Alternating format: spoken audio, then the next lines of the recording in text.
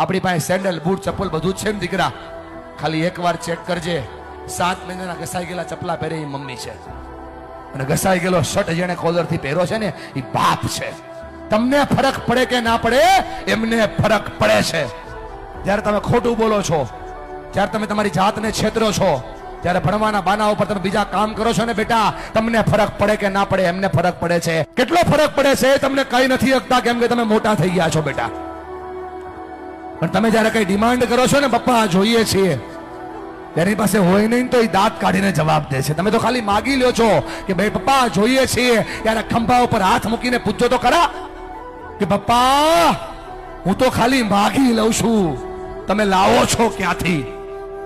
એને બહુ ફરક પડે છે ભાઈ. ફરી કઈ નથી શકતા, તું જુવાન થઈ ગયો ને એટલા માટે.